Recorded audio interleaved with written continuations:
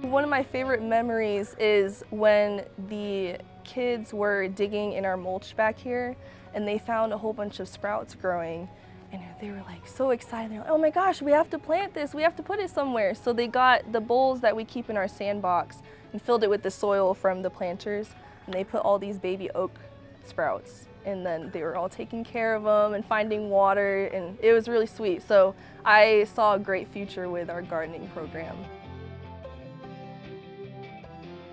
What inspired me is realizing that a lot of children don't know where their fruits and vegetables come from. I think a lot of them think it just comes from the grocery store.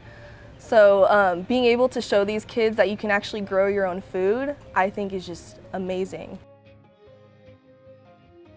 For my toddlers, I want to focus more on the sensory aspects of gardening, so playing in the soil, taste testing, things like that. And then with the older kids, I want to have them help me with like watering plants, pruning, and things like that. And also learning, parts of the plant and photosynthesis and all those things. I think it'll benefit them with learning development as far as gross motor skills and fine motor skills, as well as learning patience as well. I think it'll impact their social and emotional growth by a sense of community when they're growing together. And also, growing is just a really therapeutic experience, and it's calming. So I think it'll even help develop their empathy as well.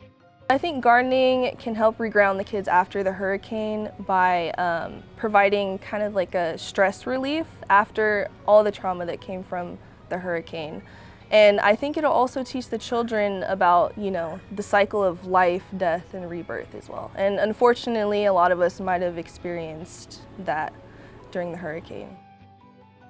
I want the children to be able to have their own gardening community and growing things together, and they will probably learn that teamwork helps a lot with the growing process. And I also want to have the teachers as well being part of the gardening process. So it'll be a sense of community in the adults as well.